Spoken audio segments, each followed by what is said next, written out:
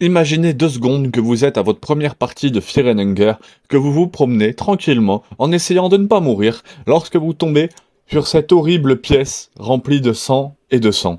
Que vous êtes en mauvaise santé, que vous êtes désespéré de savoir est-ce que vous devez revenir en arrière ou avancer, ce n'est pas une option. Vous commencez simplement à cliquer sur tout ce qui se trouve dans la pièce pour trouver des fournitures lorsque, en cliquant sur un de ces murs, peu importe ce qui est dit, vous avez un mauvais pressentiment à ce sujet. Mais vous insistez, et puis vous insistez, et là, il apparaît une sorte de tête désincarnée, qui vous crie dessus et qui vous dit qu'il dormait. Il commence à se battre avec vous en parlant, ne fait rien, parler ne fait rien, prier ne fait rien, vous ne pouvez rien faire contre la grande bête sombre qui approche lentement, et vous êtes écrasé à mort. C'est ainsi que vous pouvez d'abord rencontrer l'homme sans tête, qui vous tue et n'a aucun remords et avec ce rire stupide sur votre écran. Mais il existe un moyen de le mettre de son côté. Nous en parlerons plus tard, c'est une vidéo qui est dédiée sur la chaîne, comment recruter Nasra ou Nashara. En tout cas, de toute façon, sur la chaîne, on a déjà vu comment recruter chaque personnage jouable de Fear and Hunger. Donc si vous suivez bien mes vidéos, vous savez comment le recruter. Nashra, un homme avec de nombreux titres. La peste du moderne, l'horreur de l'Est, le grand sorcier de l'Est, pour n'en nommer que quelques-uns. Mais il n'est pas un membre normal, facilement recrutable dans Fear and Hunger. Oh que non, Nashra est important non seulement pour des raisons de tradition, nous en discuterons et nous avons déjà vu pas mal de choses là-dessus, mais il ne peut pas non plus mourir en le faisant. C'est un membre extrêmement formidable du groupe, parce que s'il meurt pas, vous imaginez à quel point il est puissant. Mais vous pouvez vous demander qui est cet homme flottant et pourquoi est-il si important pour l'histoire globale de Fear and Hunger? Parlons-en. On ne sait pas grand-chose sur les débuts de Nashra. Presque rien en fait. Tout ce que nous savons, c'est qu'il vient de l'Est. Ce que nous ne savons pas, nous ne savons pas grand-chose, à part qu'il a ses propres idéaux sur ce que sont et ce qu'étaient les dieux, et dans le fait qu'il est né à la fin des années 300. Il finirait par apprendre l'existence de la ville de Maarbre. Il atteindrait, d'une manière ou d'une autre, cette destination avec d'autres que nous avons appris qu'il méprisait et qu'il était monté à la divinité avec eux en l'an 410. Nashra et ce groupe de nouveaux dieux étaient parmi les premiers à être remarqués par les gens normaux, bien que le concept de nouveau dieu a toujours existé apparemment. On parlait à peine du fait que Nashra était apparemment une personne si cruelle et remarquable, ce qui a amené l'idée du nouveau dieu dans un nom familier. Les gens connaissent l'idée des nouveaux dieux et tout le monde sait qui est Nashra à l'époque. Il était connu comme le porteur du destin et de la terreur. Nous savons qu'il a également pris la position d'un nouveau dieu en trompant un ancien dieu des Lumières dans une bataille. Les autres nouveaux dieux citent Nashra, et Nashra n'était pas satisfait de ce que nous avons ici. Son esprit était faible, son corps était faible, et surtout, il ne pouvait pas résister à la pression que cet endroit exerce sur les gens sans raison. Et il avait l'habitude de tous ceux qui se mettaient en travers de son chemin. C'est ainsi qu'il désirait passer ses journées au lieu de la vraie divinité. J'ai ici donc pensé que Nashra, au lieu de faire ce qu'il fait d'habitude, les nouveaux dieux décident de rester sur Terre et de tuer tout le monde. Les gens, je pense que cela n'est pas une exagération, car nous l'avons dit, Nashra déteste les nouveaux dieux et les nouveaux dieux le détestent. Il se lance des insultes tout le temps, donc il est possible qu'il n'ait sodomisé personne. Mais cela ne me surprendrait toujours pas. Le principal point à retenir ici est qu'il est le seul nouveau dieu qui n'est pas confiné à la grande salle. Si vous regardez mon aperçu général de tous les dieux, vous savez que lorsqu'un nouveau dieu perd son pouvoir et son influence, ou entre guillemets, meurt, il est envoyé dans cette grande salle pour apparemment l'éternité. Vous pouvez donc vous demander pourquoi Nashra est toujours sur Terre. Eh bien, je pense que c'est parce qu'il était influent et connu des gens qu'il a encore de l'influence. Cela ne concerne peut-être que quelques personnes, mais les gens savent qui il est. Généralement, le maes jaune existe toujours dans les années 1940. Même, regardez Ossa. Donc le mage jaune existe toujours dans les années 1940, je pense qu'il y a une faute de traduction. Regardez Ossa. C'est juste la tête de canon, même si nous ne sommes pas sûrs à 100%. Sachez pourquoi le Nashra est toujours en vie et intervient sur Terre. Vous vous demandez peut-être qui sont les mages jaunes. Eh bien, ils sont ses étudiants, ou tout du moins des adeptes des enseignements de Nashra. Ils ont faim de pouvoir et ils utilisent une forte magie de destruction. Les Yellow Mages sont des mages généralement venant de l'Est, et contrairement à beaucoup d'occultistes occidentaux, ils n'adorent pas vraiment les anciens dieux en soi. Ils les utilisent plus ou moins pour leur propre programme. Ils utilisent généralement, mais pas toujours, la magie du dieu de la destruction Grogoroth, les éléments et la croix d'ailleurs que Grogoroth est le plus vieux dieu ayant le plus d'influence à l'ère moderne. C'est pourquoi ils utilisent sa magie, car elle est la plus puissante, et le fait que sa magie de destruction aide également au fil des années. Bien qu'elle soit lente, mais sûrement en train de mourir, ce qui peut signifier que Nashra peut également mourir lorsque son influence mourra, mais qui sait, pendant les événements de Fear and Hunger, Nashra est toujours en vie et actuellement, la tête dans les fosses de chair. Il a été réduit à cela par les autres nouveaux dieux. Sa façon de l'avoir est assez énervante. Vous devez trouver un de ces peuples dans les mines, trouver le mage jaune, puis lui couper soigneusement les bras pour qu'il ne puisse pas vous faire la même chose. Vous pouvez ensuite lui parler et lui demander qui il sert. Ils vous diront qu'il sert Nashra, et ensuite ils vous donneront un talisman d'éclipse. Ensuite, vous pouvez également trouver le cube des profondeurs. Vous devriez savoir comment l'obtenir si vous avez été fidèle à mes vidéos. Vous avez plus qu'à retourner dans les fosses de chair et à combattre de nouveau Nashra. Lors du combat, vous lui donnez le talisman d'éclipse et il va vous dire qu'il ne se soucie pas, il ne se soucie pas du tout que quiconque ait pu tuer n'importe lequel de ces pitoyables mages jaunes. Continuez donc à le combattre et à regarder votre mort en face.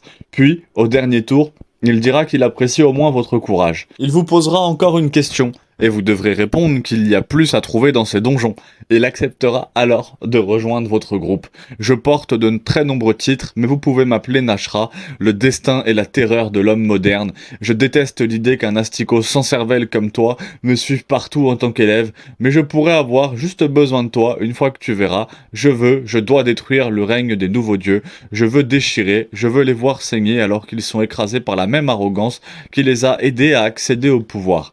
Mais ma force n'est plus tout à fait la même qu'autrefois. C'est une erreur, et je pourrais t'écraser comme le ver que tu es. Mais pour faire ce travail, j'ai besoin de mon corps. Il devrait y avoir un moyen de faire exactement cela dans la ville antique qui se trouve au-dessous de ces ruines. Je veux que tu m'aides là-bas. Maintenant, c'est ce qu'il dira. Ceci, lorsque vous rejoindrez votre groupe, en faisant clairement ses intentions, vous ordonnez d'aller dans l'ancienne ville des dieux de Maarbre et de lui procurer un nouveau corps, et sinon, tuez tous les nouveaux dieux comme nous l'avons dit auparavant. Il est logique qu'ils veulent cela.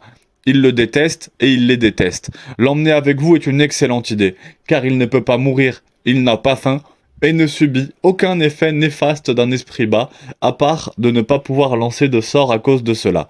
Il est l'un des meilleurs membres du groupe dans le jeu. À mon avis, son bouclier est quasiment invincible. Vous avez plusieurs interactions que vous pouvez avoir avec lui avant d'arriver à Maarbre, comme essayer de lui faire l'amour, auquel cas, il vous mettra en marche, feu où vous pourrez essayer de le sacrifier pour vous faire apprécier de Grogoroth, auquel cas il vous mettra en feu aussi. Vous pouvez essayer de tuer Grogoroth vous-même, auquel cas il sera incendié. Une fois que vous arriverez à Maarbre et sauter jusqu'à un laboratoire secret, ou le laboratoire, il vous montrera comment créer un nouveau corps. Cela sera très utile plus tard pour tuer Shamra, donc le dieu tourmenté. Mais ce n'est pas pour cela que nous sommes ici. Je vous invite d'ailleurs à essayer de regarder tout ça sur la chaîne. Je vous propose justement, on a vu comment créer ce nouveau corps, je crois dans les faits les plus aberrants de Fear and Hunger, justement de regarder comment tuer le tourmenté, et de regarder comment recruter Nashra, si jamais vous n'avez pas compris, parce que là effectivement on est plus dans une vidéo dédiée au lore. Il y a une vidéo entière comment recruter Nashra du coup sur la chaîne, et comme ça vous serez tranquille, vous savez que vous pourrez le recruter tranquillement. Petit aparté fait, on retourne à la vidéo. Il essaye d'abord de se créer un corps, puis se rend compte qu'il ne peut pas être à la hauteur du sien. Attends tes pouvoirs. Puis une fois de plus, il y mettra le feu, il aime bien tout brûler. Frustré, il vous dira d'aller simplement tuer les nouveaux dieux par la force brute. Comme votre groupe l'est maintenant, cela ne devrait pas être trop difficile si vous l'amenez sur le trône et montez après. Il sera étrangement silencieux après avoir tué tous les nouveaux dieux. Si vous essayez de monter, donc de faire l'ascension et de l'amener avec vous, il dira étrangement d'un endroit calme qu'il est déjà monté et que c'était une erreur. Les nouveaux dieux ne sont pas ce que vous pensez. Nous ne savons pas à 100% ce qui arrive à Nashra dans Fear and Hunger, à part qu'il survit dans sa tête. Quelqu'un l'a emmené dans le dieu des profondeurs et a essayé de combattre Grogoroth, au moins avant la fête avec la petite fille qui a rendu le dieu de Fear and Hunger. Arrivé là-bas et heureux de pouvoir Grogoroth, il est brûlé vif comme nous l'avons vu plus tôt. Il est également très possible que le garde ait quelque chose à voir avec cela. Car à Termina, toute la raison pour laquelle il a dirigé Ossa est là, tuer le Kaiser, pour se venger. Je suppose. Pourquoi? Je ne sais pas. Peut-être le brûler et lui couper les yeux, expliquant comment il est arrivé à cet état avec une tête brûlée sans yeux. Mais nous ne savons pas de quoi il s'agit réellement. Pendant les événements de Firenenger 2 Termina, il a déclaré qu'Ossa s'était rendu aux ruines du donjon de Firenenger à un moment donné, avant les événements du jeu principal. Et il a trouvé tout un tas de décombres.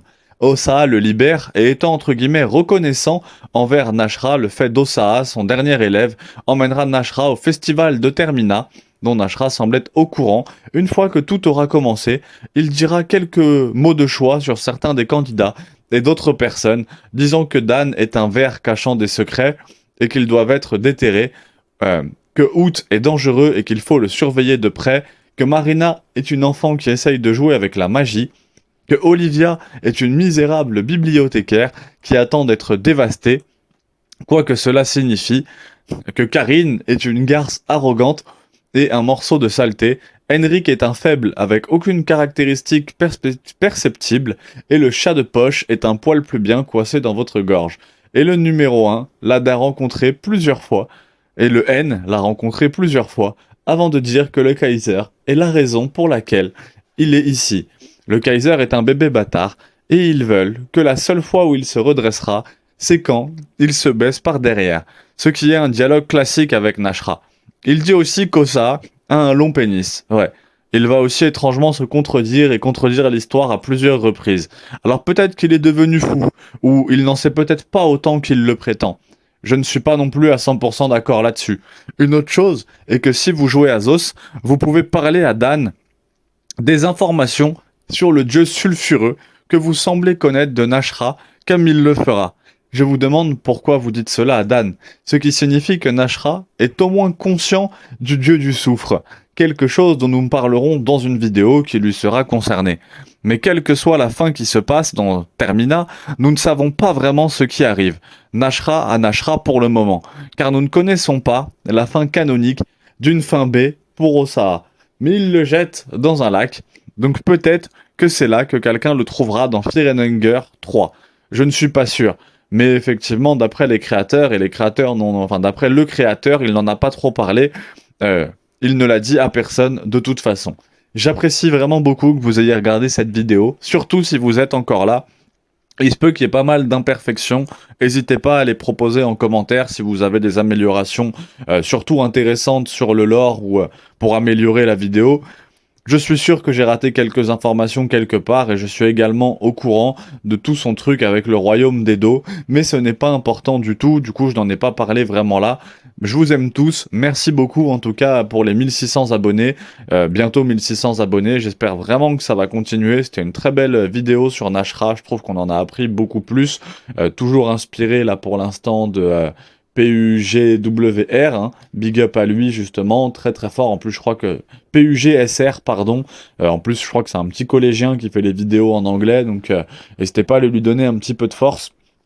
PUGSR, n'hésitez pas à aller voir aussi sur ma chaîne, là on a vu, justement là on vient de voir vraiment le lore de Nashra, on a fait la même chose avec Moonless hier, enfin j'ai fait la même chose avec Moonless hier, donc si vous voulez aller regarder le lore de Moonless, il y a pas mal d'autres vidéos sur l'ascension, sur les brûlures de lune, sur qui est le garde, donc on commence vraiment à avoir quelque chose de pas mal, enfin on commence à avoir vous et moi, mais j'ai fait quelque chose de pas mal sur cette chaîne, j'espère vraiment que ça va vous plaire, n'hésitez pas à mettre un petit commentaire si vous avez une question, un sujet en particulier que vous préfériez voir sur Firenenger, j'essaye d'être réactif, il y a les traductions aussi en français qui devraient arriver, j'ai reçu un commentaire très intéressant sur une traduction en français, j'hésiterai pas à vous en faire un short ou une petite vidéo, on se laisse là-dessus, merci à tous, à très vite.